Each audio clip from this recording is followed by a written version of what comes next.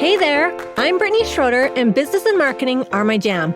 I'm here to walk you step by step through this crazy thing we call business.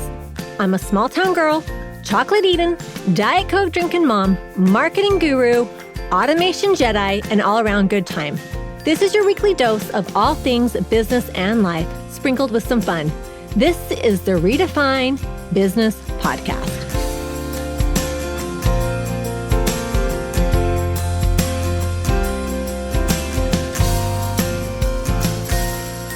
Welcome to another episode of Redefine Business Podcast. By the time this episode airs, it will be close to August, maybe the end of July, 1st of August.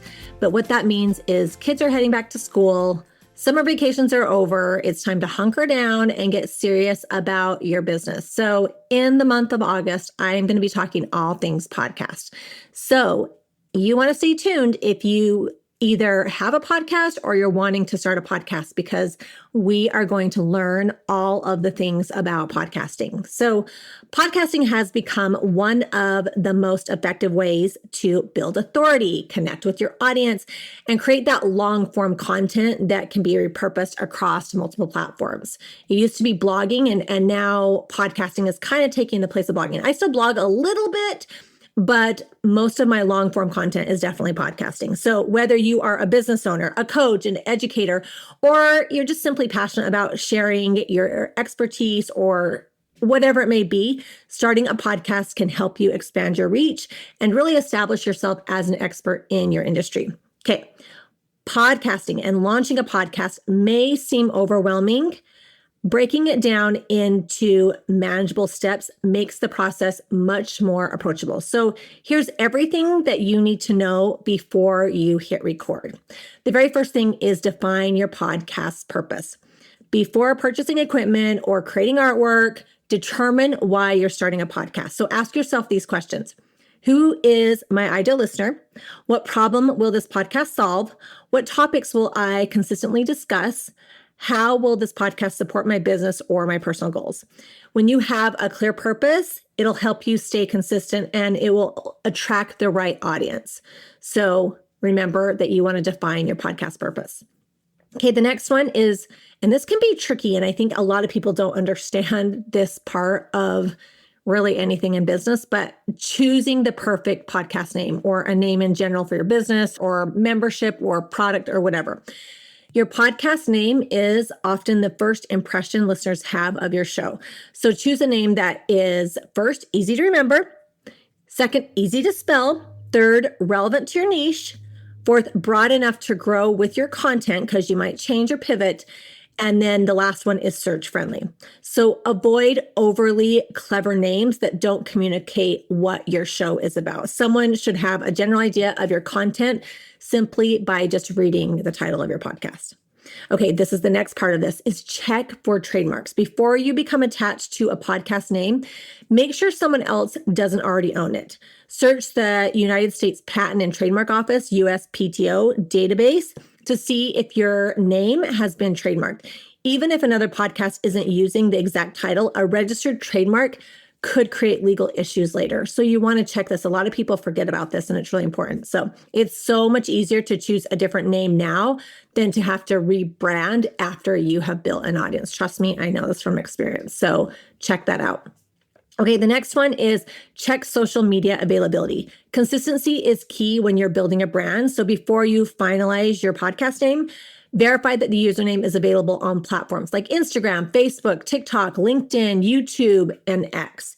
Even if you don't plan to use every platform immediately, you want to grab those handles while they're available. This helps protect your brand and makes it so much easier for listeners to find you. You should also check whether the matching domain name is available if you plan to build a dedicated website, or even if you want that URL. So say you have a podcast, mine's Redefine Your Business Podcast. Even if I'm not going to build a designated page, I could still buy that URL and redirect them to my website. So you want to see if that domain is available. Okay, the next one is create your branding. Your podcast artwork is essentially your cover image. Most podcast directories recommend artwork that's 3,000 by 3,000 pixels. And in that artwork, you should include your podcast title. It should be easy to read on mobile devices, reflect your brand colors, and then ultimately look professional. We want it to look professional. So remember that many listeners discover podcasts while they're just scrolling on their phones. So simplicity always wins. Make it like it is draws attention, but it's very simple, especially because it's just tiny on the phone. Okay, the next one is invest in quality equipment. You don't need a professional recording studio, but good audio quality matters.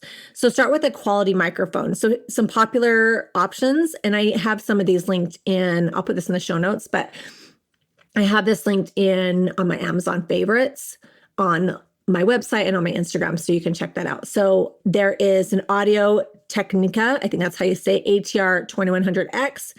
These are ones that I found had the best reviews. Samson Q20, the Yeti mic, the Rode Pod mic. So those are a few quality mics. Again, check the reviews, but I will link those. Okay, headphones. You want closed back headphones that help you monitor audio without creating any feedback and that background noise. Then recording software. Some popular choices include Audacity, and that is free. GarageBand on Mac, that's what I use. That is free. Adobe Audition, Riverside, and Descript. I've heard good things about all of those. I use GarageBand, it's free, and I have it on my computer.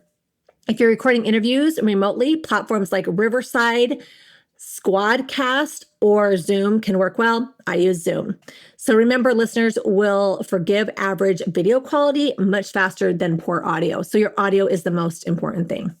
Okay, the next one is choose a podcasting hosting platform. So your podcast files need to live somewhere before they can appear on podcast apps, and that's why you need a hosting company. So a podcast hosting service, it stores your audio files, and then it creates what's called an RSS feed, and that is what you use to distribute your episodes on all these different places. So some of the most popular podcasting hosting platforms are Buzzsprout, Libsyn, I use Libsyn, Transistor, RSS.com, Podbean, and Simplecast. When choosing a host, compare monthly pricing, the storage limits, analytics, website features, distribution options, private podcast capabilities. So look at all of those things. Again, I use Libsyn, and it distributes it to Apple and to Spotify and just a bunch of different places that I can have it go. I just want to distribute to all the places that people are listening to podcasts. So that's the main thing that I look for. Many hosting services will automatically just submit your show to those major podcast directories, but just double check and make sure, because I know there's a few that don't. All right. Okay, submit your podcast to directories. So once your podcast host generates your RSS feed, and it's just like a kind of like a big long code, it's time to distribute your show. The major directories include Apple Podcasts, Spotify, Amazon Music, YouTube Music, iHeartRadio, Pandora. Again, a lot of the hosting companies, they will, once you upload an episode, it automatically distributes it to all of those places, but you have to register. You have to make sure that you're registered and you're on their directories. Okay, Apple Podcasts is the most popular one, because many other podcast apps pull listings from Apple's catalog. So you'll typically create an Apple Podcast Connect account, then you submit your RSS feed, and then wait for approval before your podcast becomes searchable. So just a note. Okay, the next one is plan your episodes. One of the biggest mistakes new podcasters make is recording one episode at a time. And as somebody who is a type A planner, that would stress me out. I'm a big batcher. I have, at any given time, I have at least 2 to 3 episodes that are ready to go. So instead, plan your first, especially at the beginning, plan your first 10 to 20 episodes before you launch. Create content calendar that includes episode titles, main talking points, guest information, call to action, publication dates. So having a plan helps you stay consistent and prevents last minute scrambling.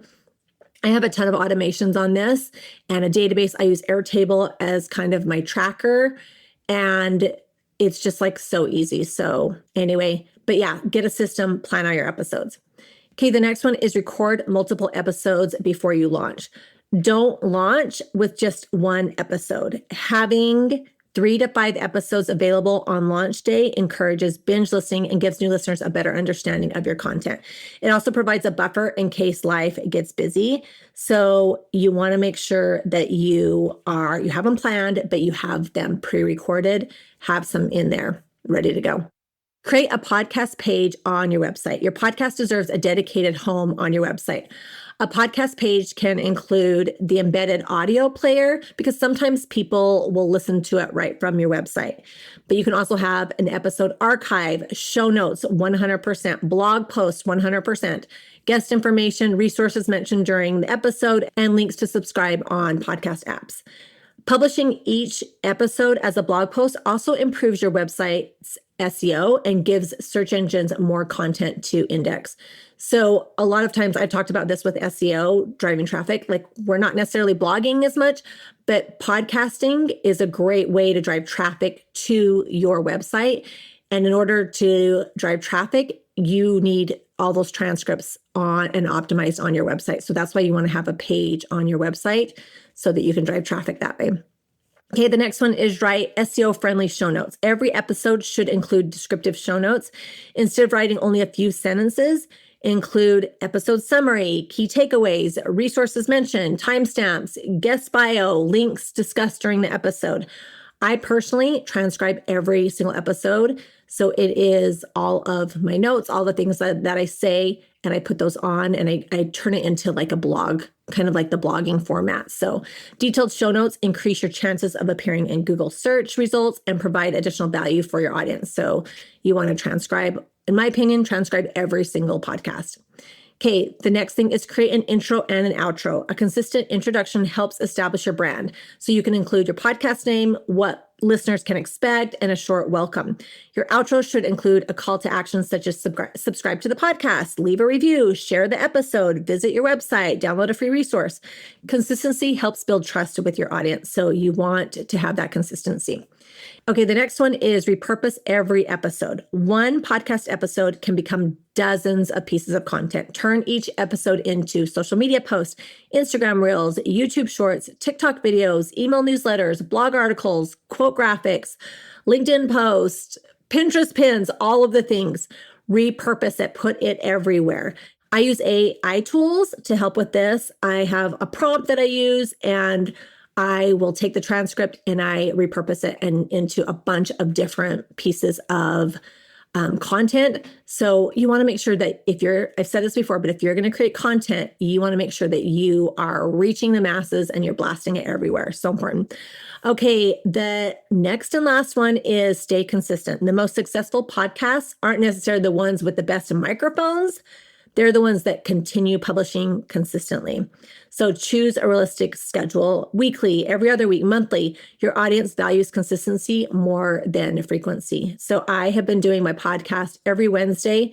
I think I've done it. I'm going on like 3 years. It's been a hot minute. I'm not going to lie, but every week I do one. So starting a podcast doesn't require expensive equipment or years of broadcasting experience. What it does require is thoughtful planning, consistency, and a willingness to keep improving with every episode. Choose a memorable name, verify that it's legally available, secure social media handles, invest in quality audio equipment, and select a reliable hosting platform that distributes your shows to all of the places.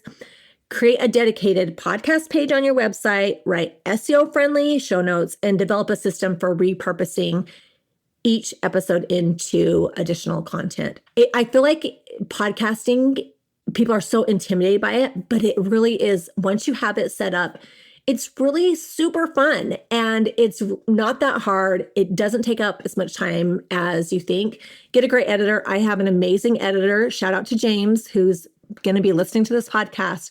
If you need somebody to help you set up your intro, your outro, your audio, he is thebomb.com. He's so awesome. But it's not hard. It really is so fun, so easy, and it's a great way to distribute your content and to get yourself out there, position yourself as an expert.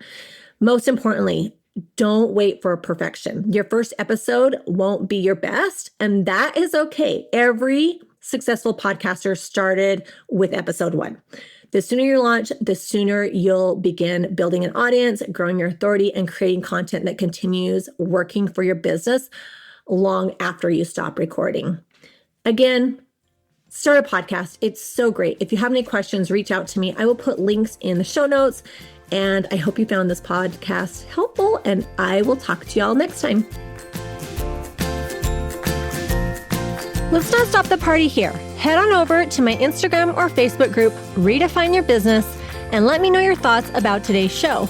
I will see you again, same time, same place, next week.